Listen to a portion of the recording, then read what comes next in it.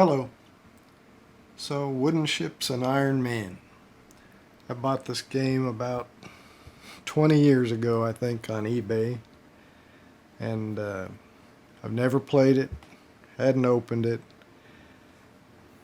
Finally decided to bust this out this week and see if I could figure it out. It's an old Avalon Hill game. I think it's originally from 1974.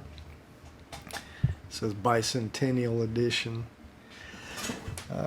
Anyway, this is kind of the map.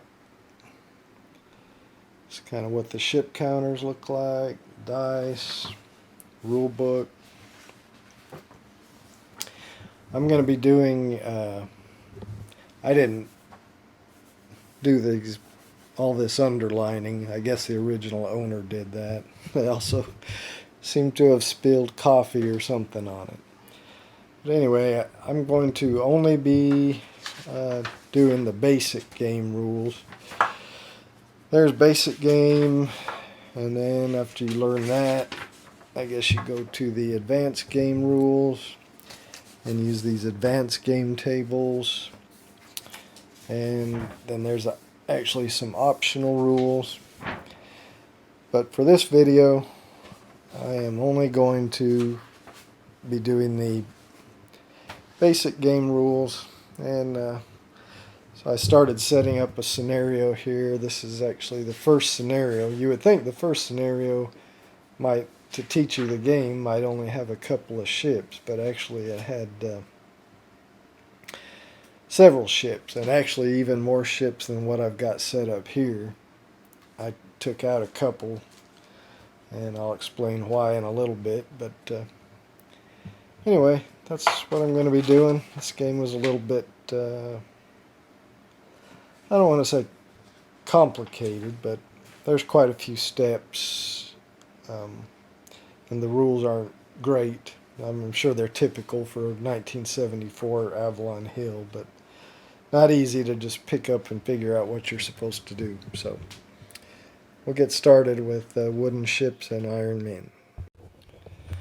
Okay, so setup. What's the first thing you do? Well, you choose a scenario. And I started with scenario 1.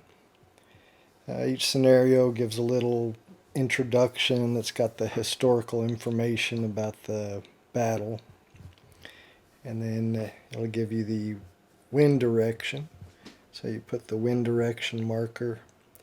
And here it says wind direction 4.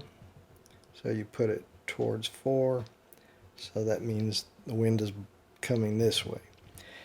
There's also, for the advanced rules, there's wind velocity and such, but we won't be using that because I haven't gotten that far. Then it'll tell you the special rules, and since I'm not playing with the advanced rules or the optional rules, pretty much these special rules I'm going to ignore and just play with the basic rules. Again, I thought this was a little crazy that the very first scenario, is not a basic mission. It has a whole lot of special rules which come from the advanced and optional rules, but I'm not going to use that. Does show what is considered land on the map is these black areas. So on the real map, that would be this highlighted area here, this highlighted area here, and then this kind of, I don't even know if you can see it, kind of a little different colored from the blue there. So those are the land areas in this scenario. And it'll tell you the victory conditions. And then for this scenario, it tells you what ships are going to be involved here. So you got these American ships and these British ships. And so you find the counters for those, which, they look like this. The British have a red colored, and also this number 1 signifies British, so it's the red and the number 1, the first of that ID number 1, that's for British. And let me find one. The Americans are light blue, and that number 4 at the beginning of the ID number also stands for American ships. See, it has names of the ships here. These ships don't actually have names on them. So what you do is look over here where it has the number, and that's kind of the class of the ship. So for instance here, the second number is what that NR matches with. So the 4 there means American, the 5 means that's the class of ship, and it goes with this right here. So SC means schooner, and a 5, so you just have to match the 5 there. Then the last 2 digits are just an ID number, so you can differentiate. If you have several, 4 or 5 ships, then this particular one is 4503. So you just go through all your counters and find one with a. Now see, this is a 5, but it's considered a sloop. That's what the S stands for. Then you find the ones that are a 6 and a 7. The G's, GY, I think that's galley. I've switched over here to the first page of the manual just to see if I see a GY, but I don't. I see where SC is schooner, GO is gondola, G is galley. That's gunboat, GB. I don't actually see GY, but I'm assuming the GY is galley. And then here it says gunboat, and they just have a G. So I don't know. The rules aren't exactly matching up. But anyway, that's neither here nor there really for basic rules. So you just need to find the 5s and 6s and 7s that you need. Now on this one, the British, it actually gives you the exact number for these 2 ships, 1601 and 1602. Okay, the other thing you'll find here is the initial position, and this will tell you where your ships go. Now for here, it just has asterisks, so you come down and it says, this is for the American ships, all ships start on or behind toward edge 1 these hexes, H6, I6. So it tells you what hexes. So you come up here, and like there's H6, I6, and so forth. So it says they start on those hexes or behind them. So I've placed the American ships there. And then the British ships, it says what hexes they start on or behind. So I've placed them on the map there. As it said they start on or behind BB27, DD25. And that corresponds to the hexes. I've got them on there. Now you may notice in this order of battle, there's actually 10 American ships and I think 9 British ships. And I've only set up 6 of each. And I'll show you why here shortly. Now obviously probably if I was playing opposed and playing with the full rules, I would do what it says here. But just since I'm trying to learn the game and trying to show you how the basic rules work, and I will show you why I only set up 6 ships. You have a ship's log pad, and for each of your ships you got to fill out this information.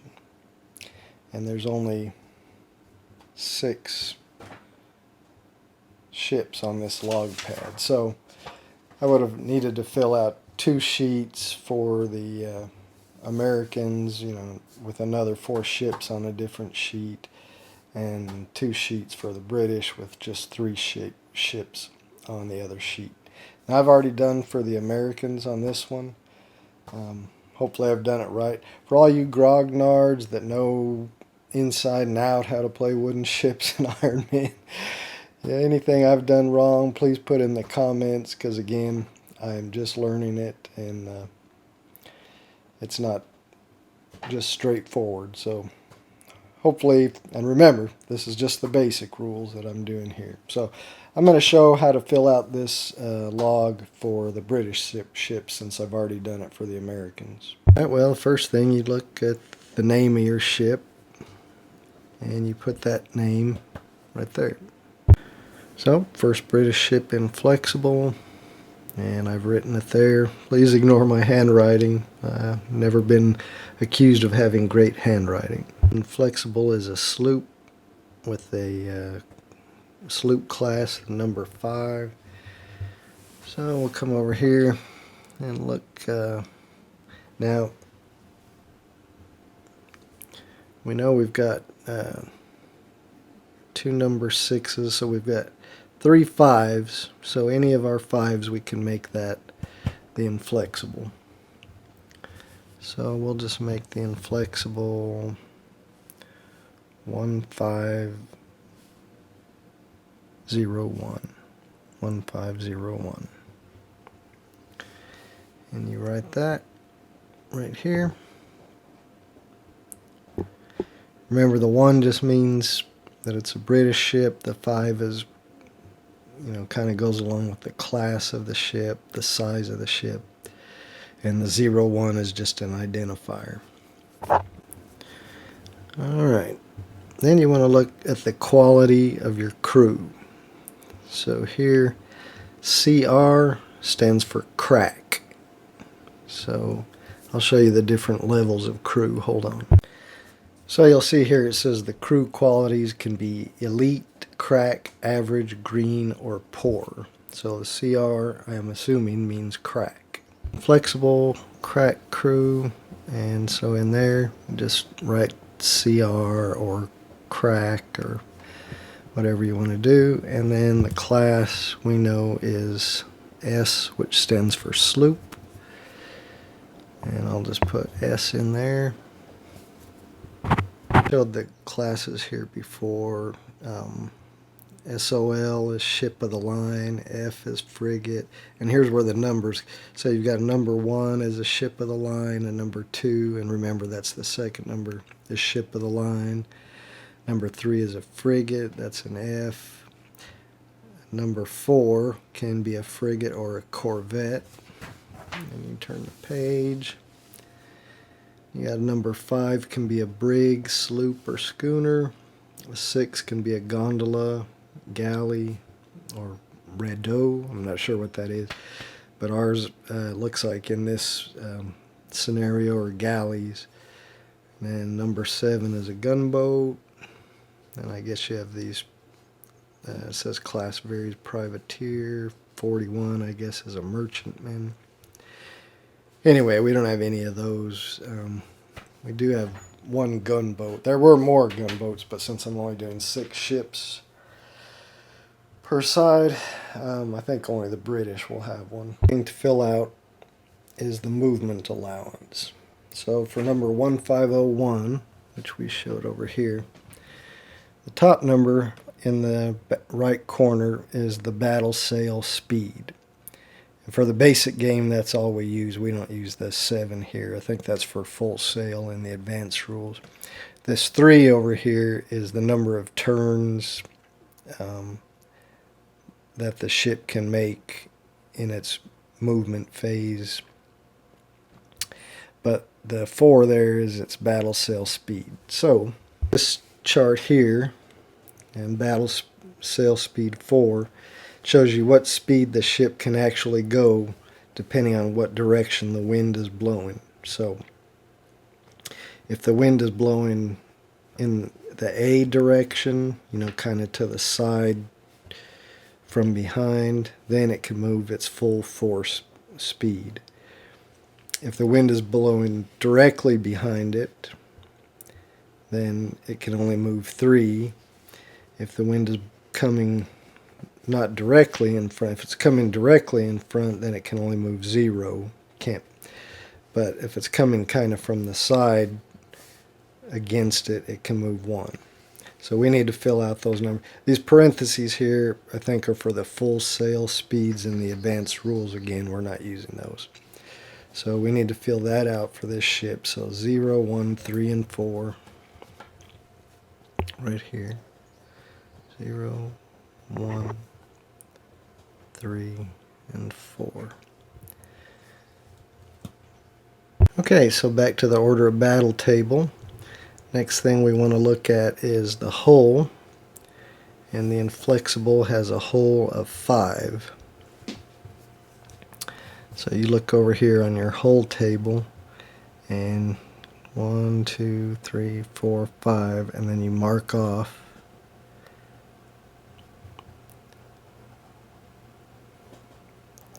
any hull that it does not have. So you'll know that it has 1, 2, 3, 4, 5 hull. And those, as you take damage, those will get marked out. Now the crew is actually done in sections. You got 3 sections of crew, and for the inflexible, they are all at 2. So you come over here to your crew table, and they get 2 each. So you mark out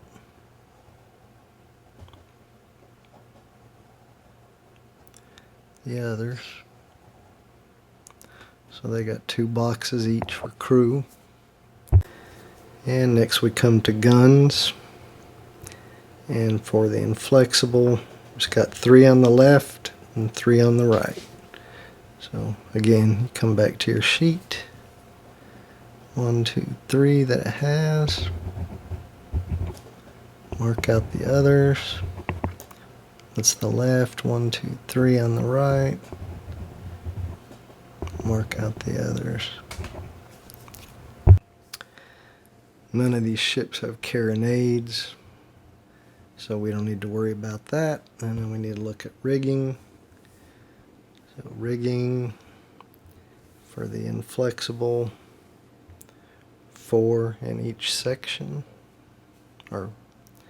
So 1, 2, 3, 4. So you mark out the others.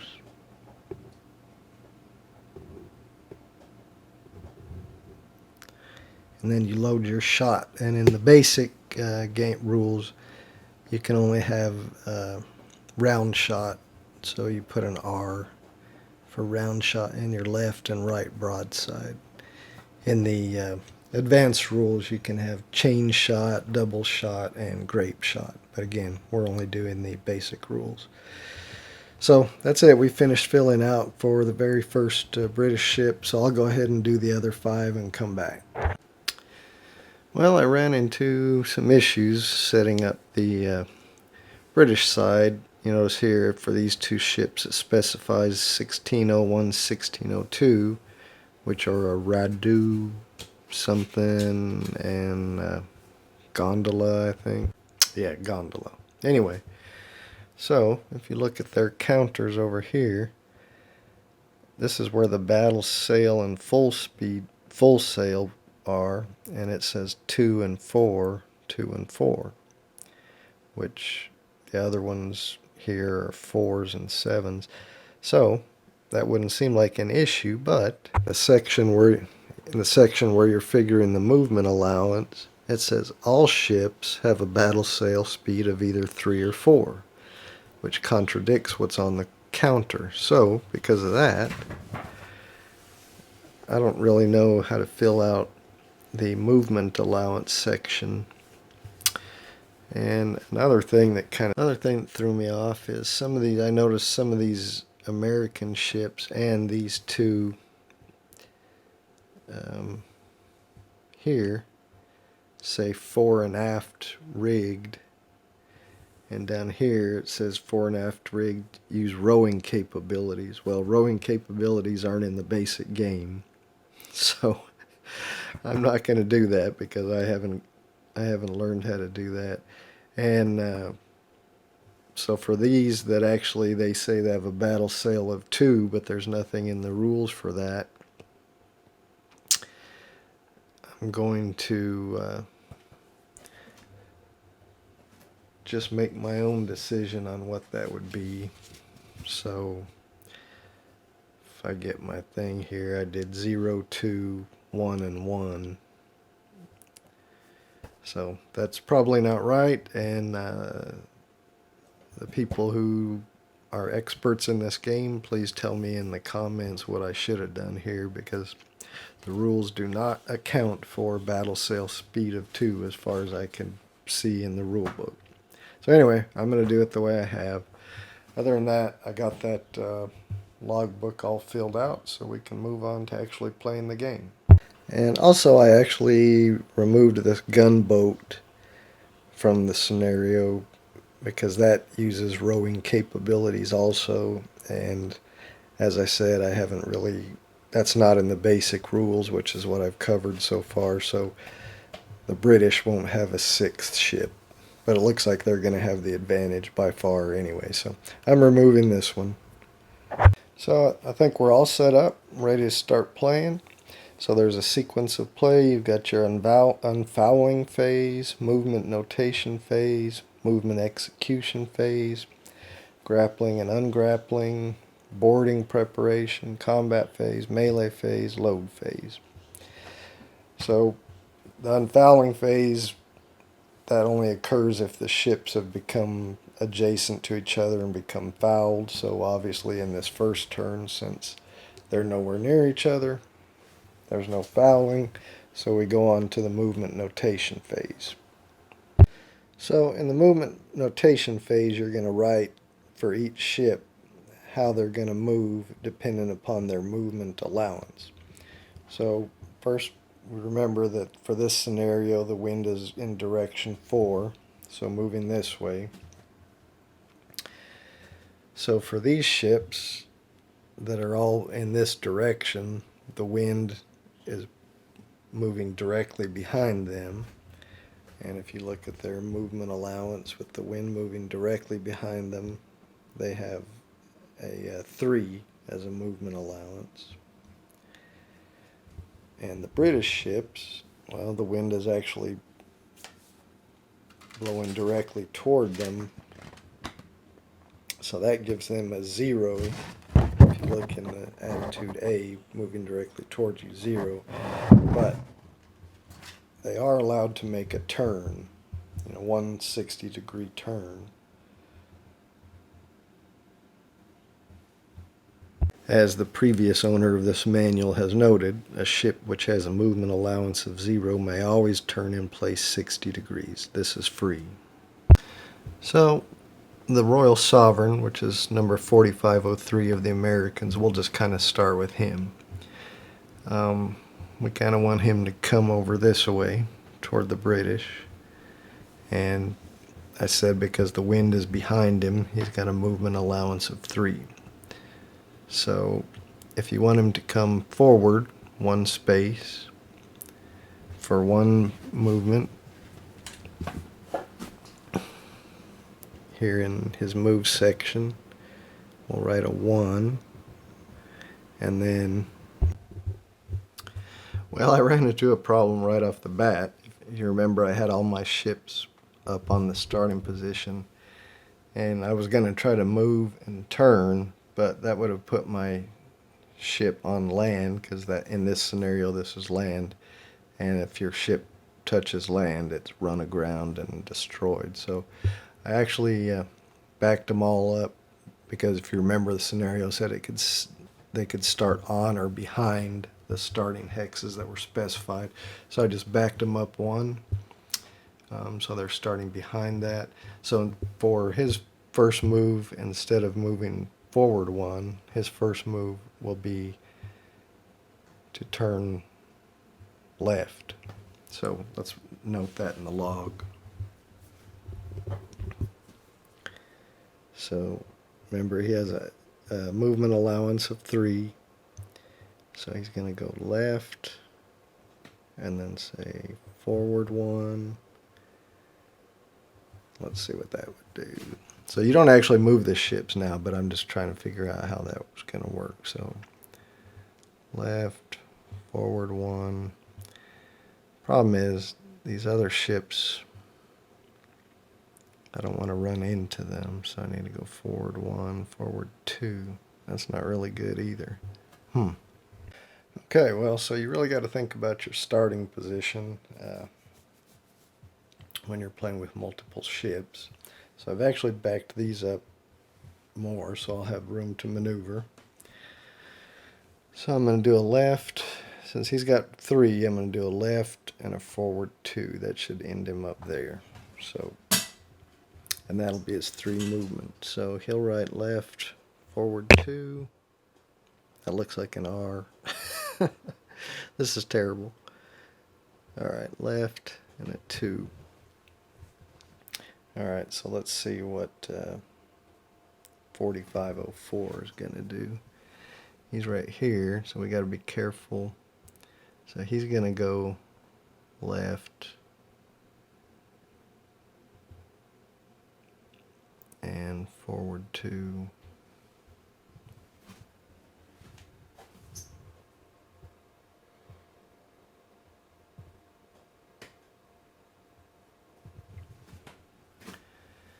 Now this guy, I don't think we'll move him, because if he moves, he can move 1 forward, I think. Not left, 1. No, this guy'll still be in his way, so he's going to stay where he is. And I think this guy can move 1 forward. So let me fill out the log for the rest of the guys. Okay, well obviously I should have probably set my ships up a little different. I moved these a little differently, but I kept them facing the same way I had them because that's the way I set them up originally. So I filled out their movement for everybody.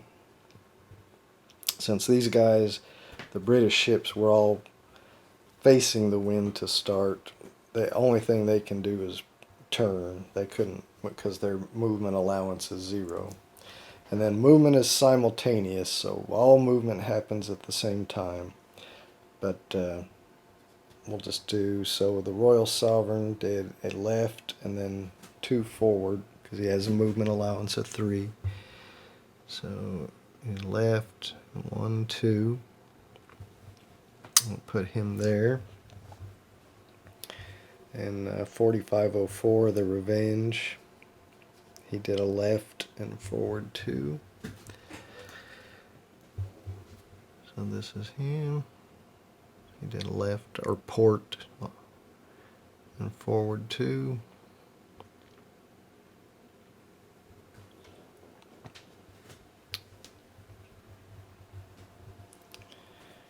Then 4501, he just did a left. That's this guy.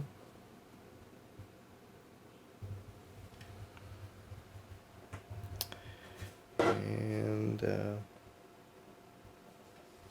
oh, sorry, 4602, the Washington, he just did a left.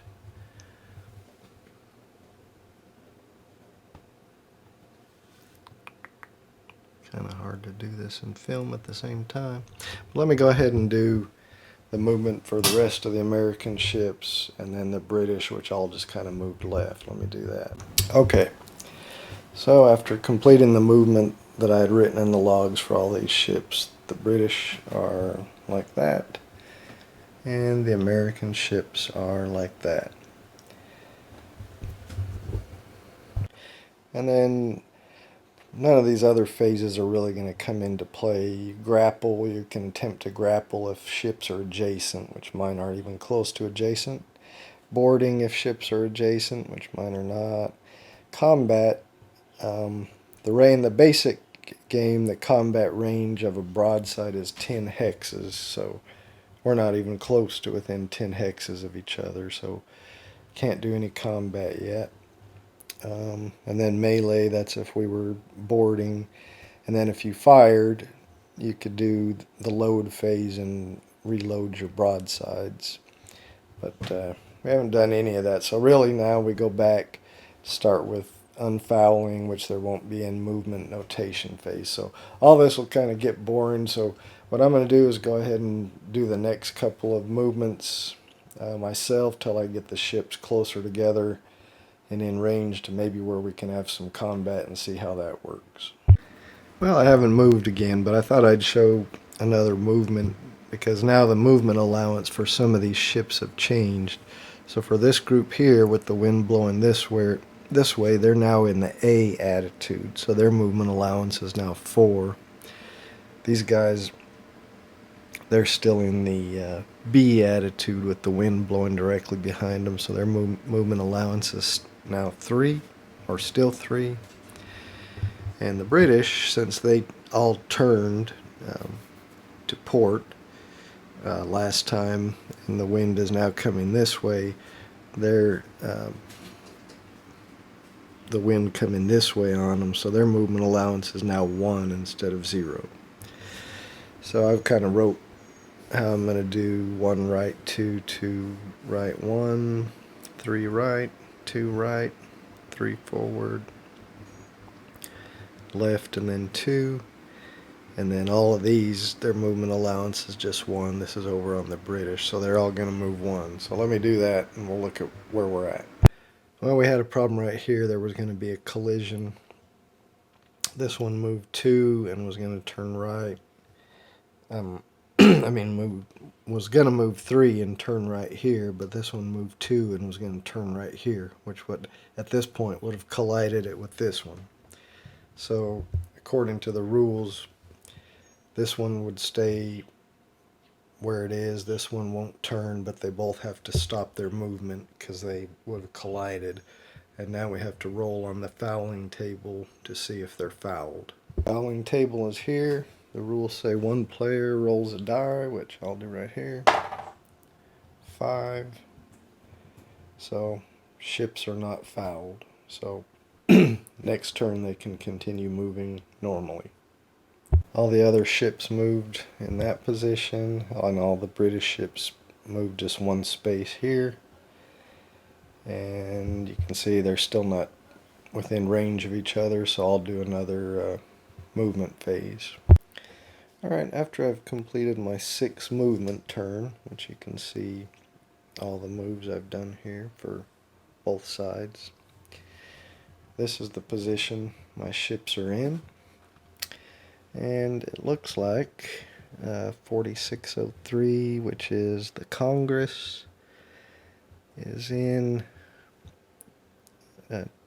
range here. 1, 2, 3, 4, 5, 6, 7, 8 of 1601 there, which is Thunderer. So I think these two can can actually fire on each other.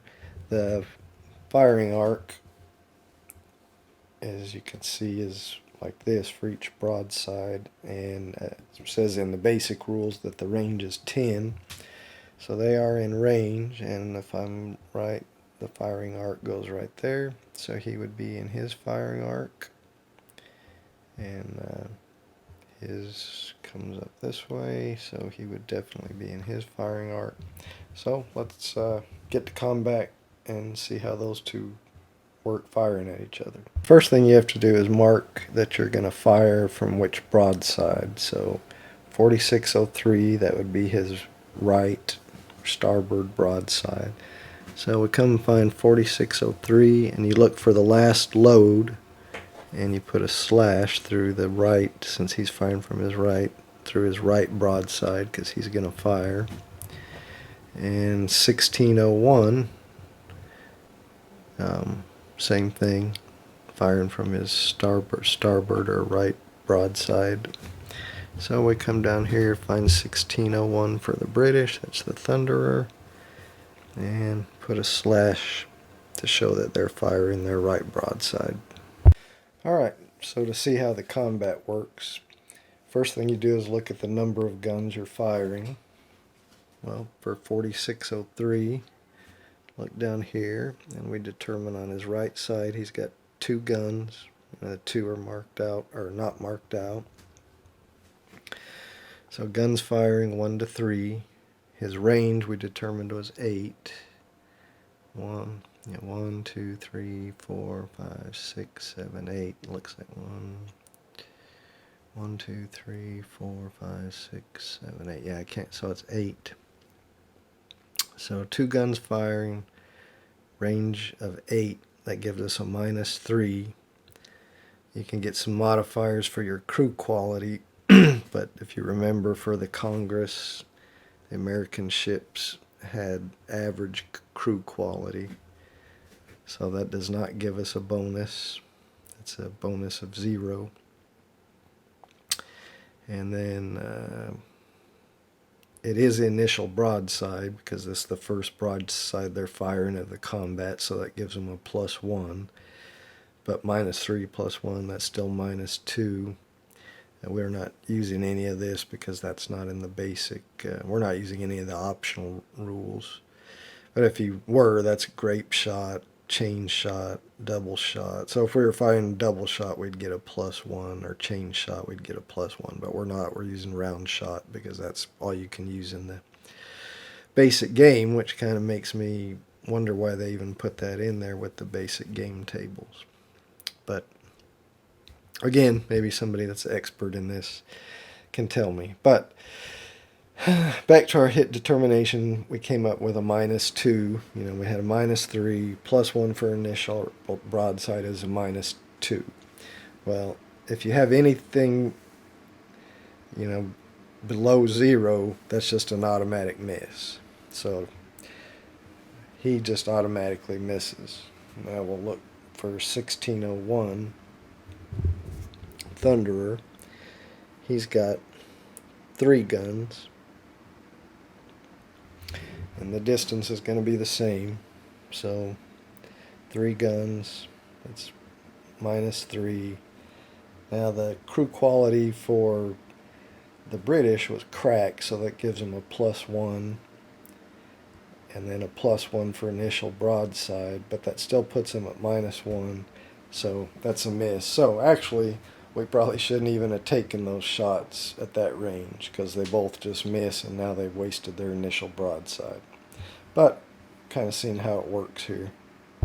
So we don't do any of the other phases because we're not adjacent where we can do boarding and that thing. But the last thing we can do is the loading phase for those ships that have loaded. A ship can load 1 complete broadside per turn. Only one side could be loaded, not both. A broadside can be loaded in the same turn that is fired and fired again during the following rounds. So in the basic game, only round shot may be fired. Reloading is indicated by the log, writing a letter R. So all we have to do is back here in these ships that have fired, we just write a letter R in there and a letter R in there, so we know they've reloaded. Okay, I'm going to do a couple of more moves off camera and see if I can get a battle where we actually hit each other, and I'll come back. Alright, well, I've done turn 7. I did my moves for British and American ships, and we're a little closer together here now. I think this one will be able to fire on him. Looks like he'll be able to fire on him. I guess, oops. This one, I guess that's in its firing arc. So he should be able to fire on him. I think that's it. This one and this one can fire on him. I don't even think I'm pointing right.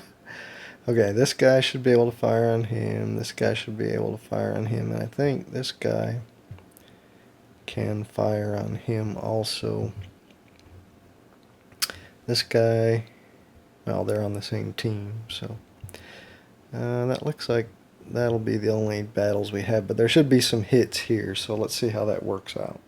Okay, well, we'll start with this American firing on him. So he's in his firing arc, and he's a range of 1, 2, 3, 4. So let's see what 4601, that is the Trumbull. He has 2 guns.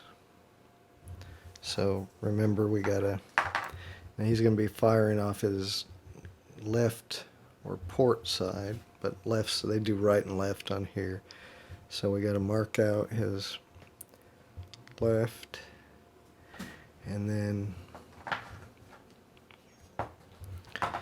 as we said, that's range of 1, 2, 3, 4, 1, 2, 3, 4, and he's got 2 guns, we just said. 2 guns. So 2 guns at a range of 4, that's -1. They have average crew, but it is his initial broadside. So that's +1, so we're at 0. -1 for the range, +1 for the initial broadside. So we actually, that's 0, so we roll. So now we decide, are we shooting at hull or rigging? And I'm going to say we're shooting at hull for this guy. So now you roll 3 on a hull, which is 0. I'm assuming that's a miss. That's another thing that's confusing in the rules, because it says there are 4 types of hit: hull, gun, crew, and rigging. And of course, as we saw, we came up with a 0. And there's also an M. So I don't know what an M is or a 0 is.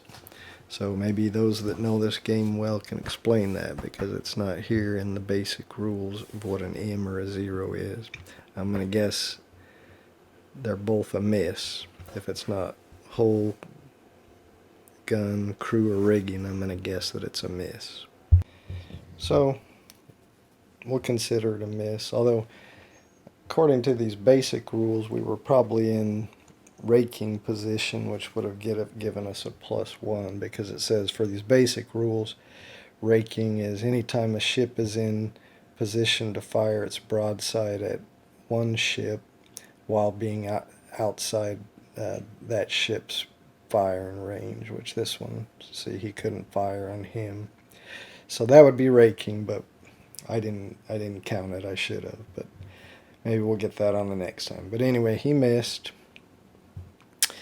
Let's see, this guy, he's going to now fire on him. We'll probably end up having another miss, but that's 1601, and he's going to be firing his starboard, his right side.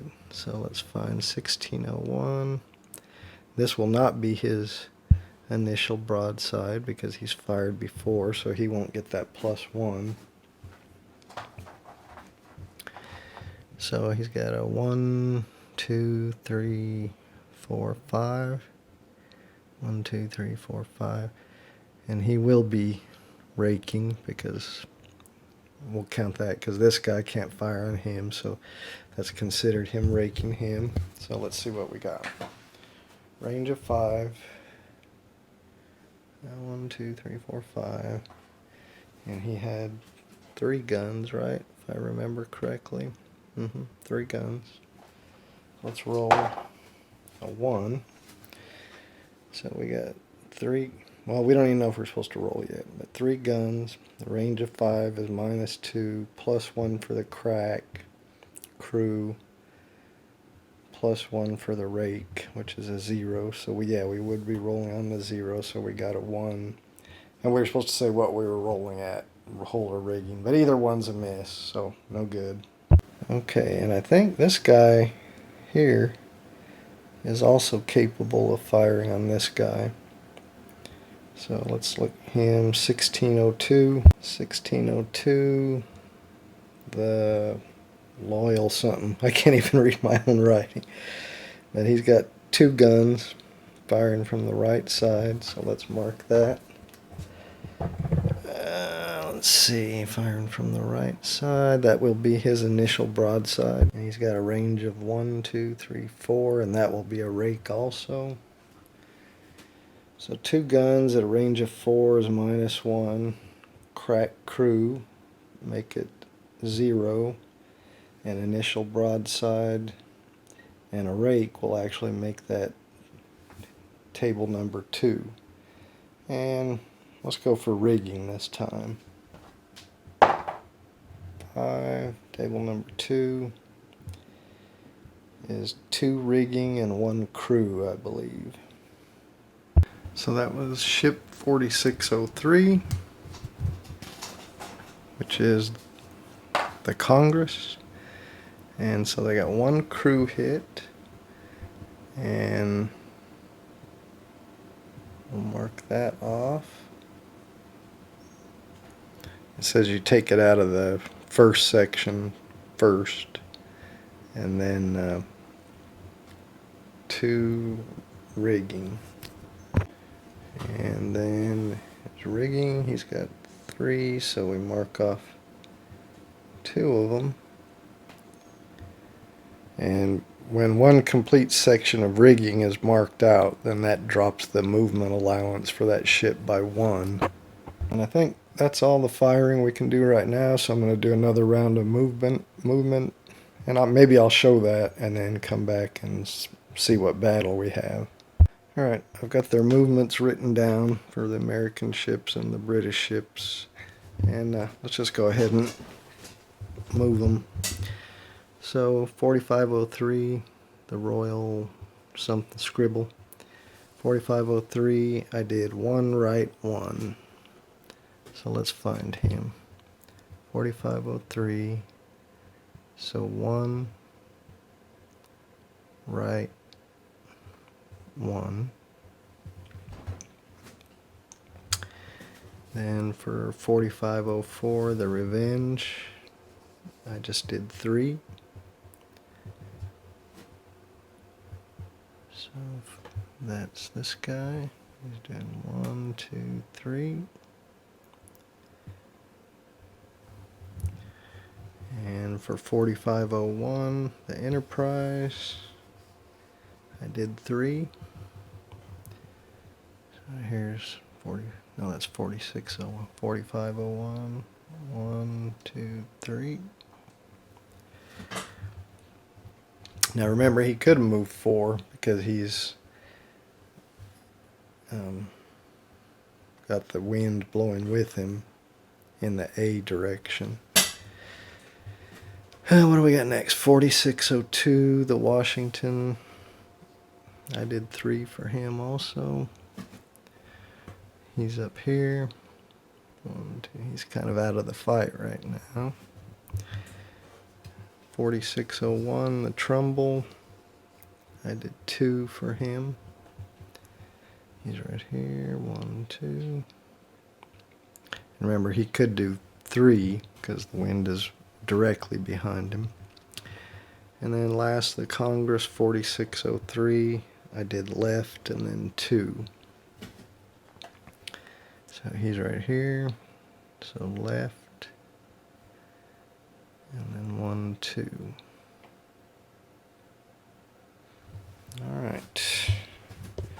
And then the British, I think I just did 1 for all of them except for 1503, and he did a right. So let's just do that. So 1, 1, 1, 1. He did a right. Remember, he's going, the wind is directly against him, so he can only turn. And did I move this guy already? I don't remember. Alright. We'll see. Alright, let's see what kind of battles we got now. Alright. Looks like this one can fire on this one. This one can fire back on this one. This guy can fire on him, but he's at a pretty good range, so probably gonna miss. This guy can fire on this guy, and this guy can fire on this guy.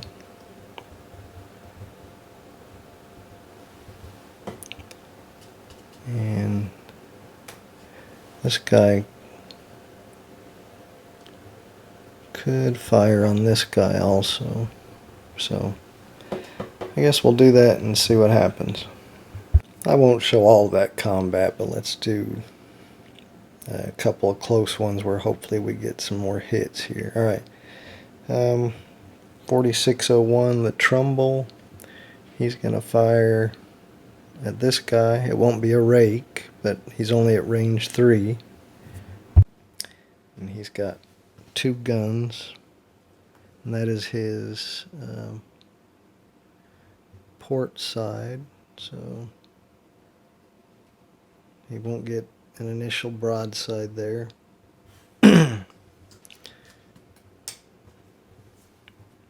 Alright, so 2 guns firing at range 3 is a 0. Nothing for that, so he rolls on the 0. And we'll fire on the rigging. I don't know. Wish I knew what the M was, but let's see what we get. 2. That's a miss. 1601 is going to fire back on him, the Thunderer. But that's off his port side, so that'll be his initial broadside from that side. He has fired his right side, but not his left side, so he'll get the +1 for that. He's got 3 guns. So he's got 3 guns at range 3 is 0, but +1 for the crack crew, +1 for the initial broadside, so he'll be on table 2, and he's going to fire at the hole. 2, table 2, 1 gun hit. Now we have to mark off. You mark off on the side that's closest to the fire, so that'll be his left side guns that take 1 hit. So we mark 1 gun off on that side. Now really you're supposed to finish all the combat since it's simultaneous before you mark off, any damage, so that you can still fire. Like if he was still going to fire from that side, but he can't because he already has, but he would still get to fire his 2 guns. So you really aren't supposed to mark off the hits until all combat is complete. Okay, well, I've done another turn of movement, so I've got all the movement done. And you can see here we've got 2 ships next to each other, so we're actually going to do a grapple. So you can see after you've done the movement execution phase, you can try to grapple and ungrapple. So it looks like we roll on this grappling table. The American ship's going to try to grapple the British ship. So they're going to roll. And the grapple fails. But actually the British ship is also going to try to grapple the American ship. So let's see what we get. Yeah. Well, that fails also. So neither one grappled. So even though the grappling failed, they'll both fire on each other. Looks like this guy is going to fire on this guy. And what else do we got? This guy can fire on this guy, but with that range, may not hit. This guy cannot fire. These guys are blocked from firing. So it looks like we're just going to have these 2 firing on each other. This guy firing on this guy. I probably won't have him fire yet. So let me get that battle done and I'll come back with the results. Alright, well, after that combat, the American ship got 2 hull hits and 1 rigging hit on the British ship, and the British ship got 1 hull, 1 gun, and 1 crew hit on him. And this guy completely missed, which God knows how, but he did. So let me do another off camera. I'll do another movement, see where we're at, and see if we can get a grapple and maybe try to do a boarding. Alright, I've done movement turn 10.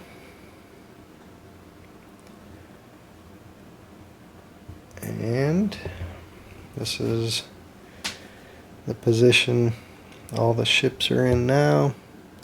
So we should be able to attempt a couple of grapples here.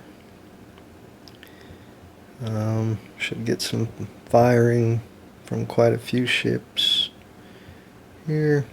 This guy and this guy still appear to be out of it, but let's see. Say British guy is going to try to grapple American guy. 5. Attempt fails. This British guy is going to attempt to grapple. 6. Fails. But he wants to grapple too and get a boarding party going. So he's going to try to grapple this guy. Fails. Man, we just can't get a grapple. Well, let's do a combat. So this American ship is going to fire on this British ship at a range of 2. That's 4503. Where is he? He's over here. And he's not fired yet. So that is his left side guns. He's only got one gun. That's kind of lame. Alright. So 1 at range 2. One gun at range 2 is 1, but it's also his initial broadside. So that's 2. So he'll be rolling on the number 2 table, and we'll say he's going for hull. 2. And he got a gun hit. We'll just have this guy fire back. It's 1601. 1601 is Thunderer, and he's firing from his left side. He's got 3 guns, and that will be his left side initial broadside. So 3 guns at range 2 is 1, plus 1 for the cracked crew is 2, and plus 1 for the initial broadside is 3. So he'll be rolling on table 3, and he's going to go for hull. 5. So that is 3 hull hits and 1 crew hit. Now after marking those hits on this guy 4503, he got 3 hull hits. He's only got 1 more hull hit. If he gets hit again on the hull, then that's it for him. Go ahead and do these other battles here and come back with the results. Alright, well I finished that combat, and the American ships are not faring very well. He's only got 1 hull left. This guy's got 2 hull left. This guy, he's doing okay. He doesn't look like he's taking any damage. This guy's doing okay. This guy's just got 1 hull left. Lost his guns on his right side, only has 1 gun left on his left side, and he's had a little bit of rigging damage. This guy's only got 2 hull left, no guns on his right side, and some rigging damage. And over on the British side, they're doing pretty good. Yeah, he's lost 1 gun. He's lost 1 hull. That's about it.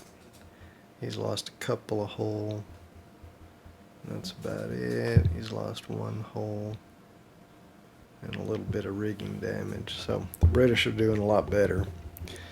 Let me do one more turn just to see if we end up sinking anybody, and then I'll wrap it up.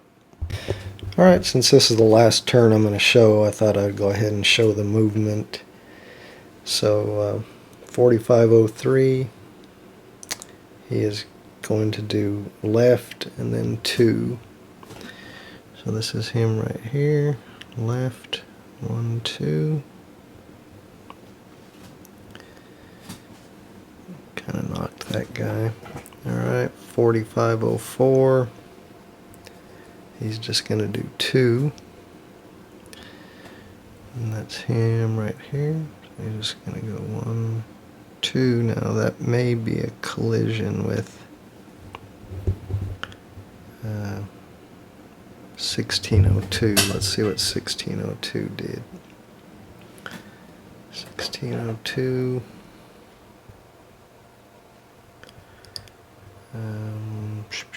Right here. Yeah, they did a 1. So, yeah, that would be a collision, because they both try to end up in the same spot. So to determine which one, since they both would enter there at the same time, I think we got to roll to see which one actually gets to enter there. So we'll do high roll. This is for the American, 6. This is for the British, 4. So the American actually enters that spot. And now we got to see if they end up fouled together. So we'll roll a die. 6. So ships are not fouled. Okay, so we'll get back to the movement. 4501. He did a right and then 3. And he is where? Oh, right up here. 4501 right. 1, 2, 3. Then we've got 4602. He did a left and then 2. So here's 4602, turning left, and then 1, 2. And 4601, he just did a 1 forward. That's him right here. Yeah, got a hair or something in there. I don't like that. No, I don't know where this guy was. Right there, I think. Alright, and then finally for the Americans, 4603, he did a right 1. So 4603, he did a right, and then 1. Alright, for the British, 1501, he just did a 1. This is him right here. 1601, he did a right. This is him right here, so he just did a right. 1602, he did a 1, and we actually already did him. He's the one that collided. So 1502, he did a, well, that's a R, I think. 1502, did a right, and he is right here. So he just turns right. Now that's not going to be good here. And finally, 1503, he did a right. And this is him right here. So he just turns right. Alright, let's see if somebody can't grapple somebody. Alright, we'll say 4601 is going to try to grapple 1501. 2. Yes, that worked. Grapple succeeds. Grapple, that was 4601. You write a G in the notes section to show you're grappled, and 1501 also has to do that since I grappled him. And we'll just say 5504 is going to try to grapple 1602 there. Oh, that's successful also. So 5504 and 1602. These ships that got grappled can try to ungrapple on the grappling table. So let's just say they try to do that. We'll say 1501 is going to try to ungrapple. Got a 3. So that's a fail, so he's still grappled. And we'll say 1602 is going to try to ungrapple. He got a 5. That's a fail. So they both remain grappled. So now, since we actually had a successful grapple, we go to the boarding party phase. And you can decide between the grappled ships if they want to form a boarding party and what type. So you've got offensive boarding party if you're going to try to attack. Defensive boarding party if you're going to try to, I guess, fight off the offensive boarding party, or transfer boarding party, which is only between friendly ships, which we're not doing that. So if you're going to, so 4601 is my ship that's grappled. So over in the notes, which you can't read my terrible handwriting there, but I wrote offensive boarding party, and then you decide what cruise you're going to take, what cruise section. So his cruise section said you always have to start with your lowest, which I've only got one guy because I had to mark one out, and so I took a guy from section 2 also, leaving me one guy in section 3, or one crew. I don't know how many guys that's supposed to represent, but not just one guy, obviously. So I wrote 1 and 2, so I'm taking sections 1 and 2. If you take all of them, then you don't have anybody to fire your guns in the combat portion. And for the British ship that he's grappled with, 1501, I put defensive boarding party 1, and that's, you know, crew section 1. He's got 2 squares there. And I did the same thing here, an offensive boarding party for the American ship and a defensive boarding party for the British ship. I guess we could have grappled some other spots, but that's all we did. So now we go to the combat phase. Alright, now before we get to our boarding parties, we've got to do combat. And it looks like there's quite a few shots that can be taken. This guy can fire at this guy can fire at this guy. Looks like this guy can fire at both this guy or this guy. They're equal distance. You got to shoot at whoever's closer, but they're both 2 hexes away. I guess he could take his choice. And he can also fire at this guy. This guy can fire at him, and this guy can fire at him and him. And looks like this guy can fire at him, and this guy can fire at him. So whole lot of combat to take place. I don't think I'm going to film all of that, but let's just look at a little bit. We'll deal with these two so I can kind of show there's a difference. When you've created boarding parties, that takes away from your combat effectiveness. So let's see how that works. So the American ship Revenge, 4504, this one, he'll be firing off his left side, where he has 1 gun, and he's at range of 1. So we look here, range of 1, 1 gun, that would be table 1. And remember, they've got average crew quality. But because they've committed 2 of their crew sections to the boarding party, they lose 1 for each one of those. So -1 would put them at table 0, and minus another 1 actually puts them where they can't fire. If you remember, they committed both crew section 1 and 2 to their offensive boarding party. So no good for them. But let's check about the British ship. 1602, they are firing off their right side. They have 2 guns, but they also committed 1 gun section, or 1 crew section, but that leaves them with 2. So 2 guns.